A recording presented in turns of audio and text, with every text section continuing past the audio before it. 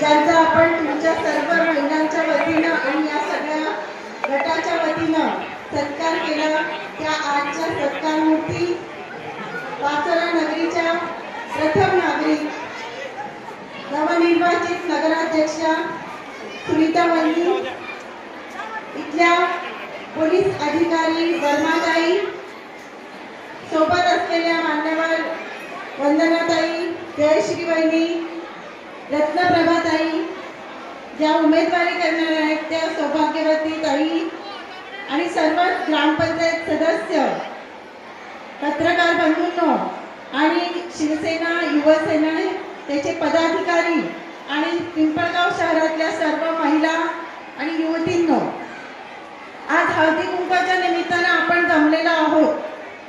हळदी कुंकू हा महिलांच्या जीवनातला अविभाज्य घटक असतो.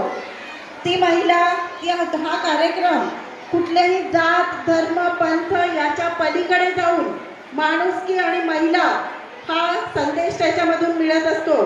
कोणत्याही महिला समूह असो, दोन महिला असू देत, त्यांचे सुख दुःख ही सारखीच असतात, त्यांच्या व्यथा सारख्या असतात, त्यांना समाजाप्रती कुटुंबाप्रती जे काही भावना असतात त्या सगळ्या सारख्या असतात.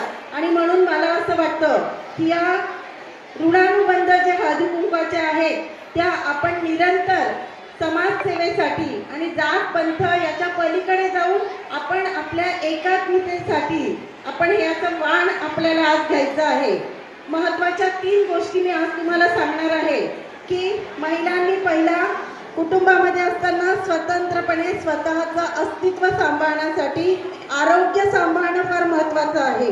दुसरी गोष्ट, आपल्या घरामध्ये असलेली मुलगी तिला मुलाच्या बरोबरीने दर्जा देऊन तिचं शिक्षण केलं पाहिजे की जेणेकरून भविष्यामध्ये तिच्यावर कुठलाही प्रसंग आला, दुर्दैवी प्रसंग आला तर ती तिच्या पद्धतीने स्वतःच्या पायावर अर्थार्जन करू शकली पाहिजे आणि ती स्वतः स्वावलंबी असली पाहिजे. आर्थिकरित्या सक्षम होणं हे बचत गटाच्या चळवळीतून चालना देणारं महाराष्ट्र शासन असो की केंद्र शासन असो त्याच्या पद्धतीने बचत गटाच्या चळवळीला चालना मिळालेली आहे. आणि म्हणून तिच्या हाती पाळण्याची दोरी ती संसाराला उद्धारी, पण आता असं झालंय की जिच्या हाती याची शिक्षणाची दोरी ती आता समाज उद्धारी, कुटुंब तर सांभाळतो. पूर्वीची महिला ही अष्टभुजा होती, पण आता आमच्यासारख्या महिला आपण सगळ्याजणी दशभुजा झालेल्या आहोत. संसार, कुटुंब आणि समाज याच्या पलीकडे जाऊन आपण समाजकारण, राजकारण, शिक्षण, आरोग्य आणि समानता या सगळ्या गोष्टी आपल्याला सांभाळता येतात. ही तारेवरची कसरत आहे. म्हणतात ना, नाच ग घुमा कशी मी नाचू. परंतु महिलांमध्ये खऱ्या अर्थाने सक्षम जर व्हायचं असेल तर आर्थिक नाड्या आपल्या हातात असल्या पाहिजे. आणि आर्थिकरित्या स्वावलंबन कशाच्या माध्यमातून येतं तर ते शिक्षणाच्या माध्यमातून येतं. म्हणून सावित्रीबाई फुलेंनी अंगावर शेण घेतलं. म्हणून म्हणतात ना की सावित्रीबाई घरोघरी पण ज्योतिबाचा शोध झाली. कारण की ज्योतिबा नसते तर सावित्री आई घडली नसती. जसे शिवाजी महाराजांना घडवायला जिजाऊ राष्ट्रमाता राहिलेल्या आहेत तशा पद्धतीने आपल्याला सर्व भूमिका या साकाराव्या लागतात.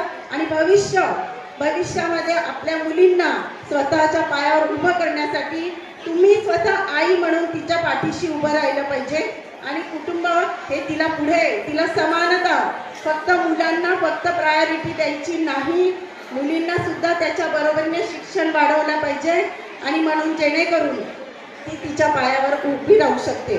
आणि तिसरी महत्त्वाची गोष्ट, कुटुंबामध्ये तुम्ही आया म्हणून 18 वर्षाच्या आतील बालविवाह रोखण्याचा प्रयत्न जास्तीत जास्त करा. काही समाजांमध्ये अजूनही जळगाव जिल्ह्याचा रेशो जर बघितला तर बालविवाहाचे प्रमाण जास्तीत जास्त होत आहे. त्याच्यामुळे पुढे भविष्यामध्ये काय होतं, कमी वयामध्ये गर्भारपण, कमी वयाची माता आणि बरोबर बालक जे असतात ते सुदृढ होत नाहीत. आणि म्हणून ह्या गोष्टी जर सांभाळायच्या असतील तर जिची आई पक्की ती मुलगी पक्की. आणि आईची जबाबदारी अशी आहे की मुलीचं शिक्षण, मुलीचं वय आणि योग्य वराबरोबर तिचं लग्न. एवढ्याच फक्त संक्रांतीचं वाण मी देते. इथेच थांबते. जय हिंद, जय महाराष्ट्र.